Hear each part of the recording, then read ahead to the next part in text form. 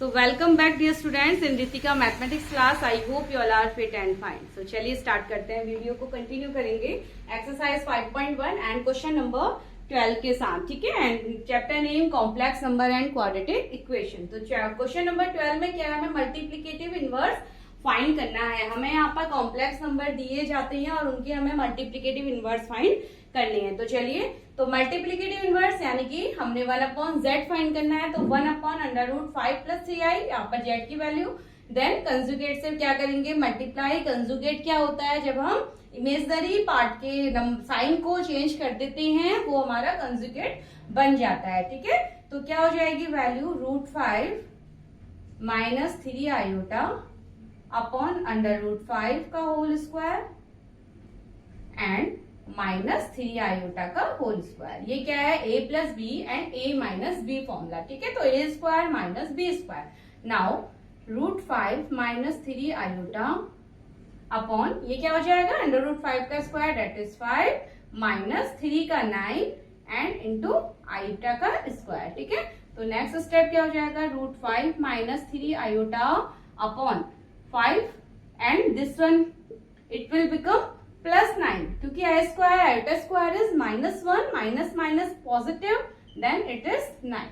Now √5 - 3 iota and upon, ठीक है, now 5 + 9 that is 14. तो ये हमारा एक कंबाइंड फॉर्म आ गई. इसको हम सेपरेट कर लेते हैं. इसको हम कर लेंगे √5 upon 14 - 3 iota upon 14.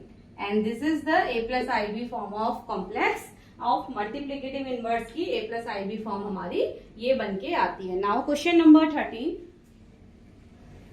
Question number 13 देखिए,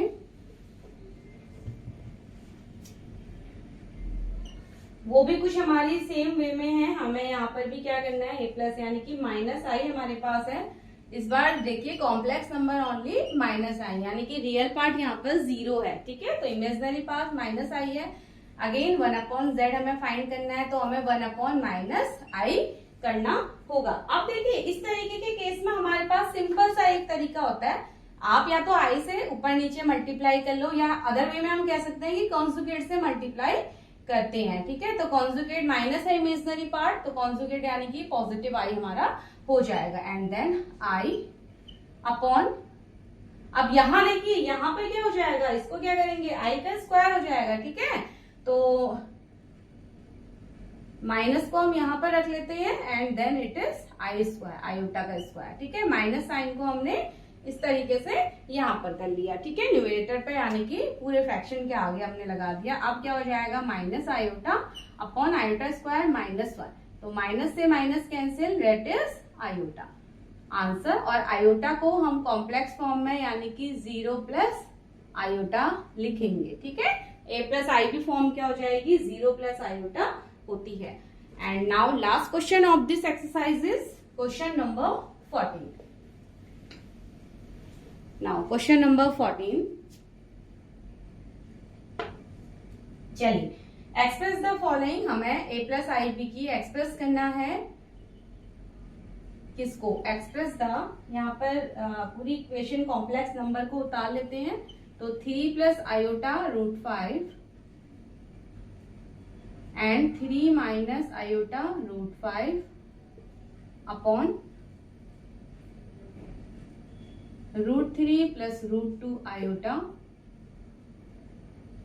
and this is -√3 and iota √2. ठीक है, तो ये हमारी, और इसको हमें इन a + ib फॉर्म यानी कि इसको हमें कॉम्प्लेक्स नंबर की फॉर्म में क्या करना है, प्रेजेंट करना है. ठीक है, तो अब आप क्वेश्चन को देख के नहीं घबराइए, बहुत इजी क्वेश्चन है. चलिए स्टार्ट करते हैं इसका सॉल्यूशन.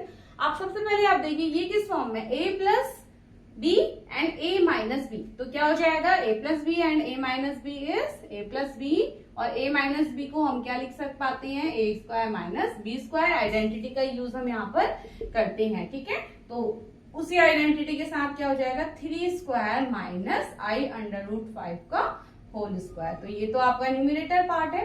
नाउ डिनोमिनेटर पार्ट में नेगेटिव साइन को यहाँ पर ओपन करते हैं, तो √i - √3 एंड +i √2। ठीक है, तो कुछ टर्म हमारा अंडर रूट का टर्म यहाँ पर प्लस माइनस साइन के साथ कैंसिल हो जाता है।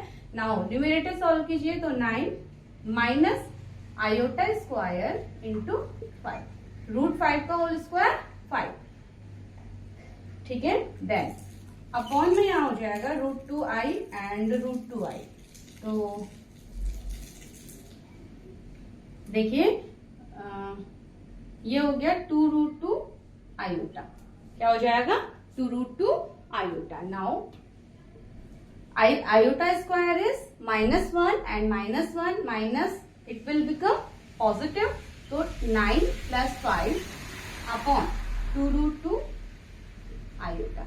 तो क्या ये हमारा आंसर कंप्लीट है? यहाँ पर देखिए अभी आंसर हमारा यानी कि ये आंसर हमारा कंप्लीट फॉर्म में नहीं है, क्योंकि हमारा डिनोमिनेटर में इमेजनरी पार्ट होता है and which will not acceptable. ठीक है, और हम कभी भी डिनोमिनेटर पार्ट में इमेजनरी पार्ट को नहीं रखते डिनोमिनेटर में, तो इसलिए अब इसके बाद हम क्या करेंगे, इस पार्ट को आई को हमें यहाँ से रिमूव करना है। तो उसके लिए हमें इस टर्म के साथ फिर से क्या करना पड़ेगा, न्यूमरेटर एंड डिनोमिनेटर पर मल्टीप्लाई करना पड़ेगा। ठीक है, तो चलिए 9 + 5 दैट इज 14 हमारा न्यूमरेटर है, और क्या हो जाएगा 2√2 आयोटा।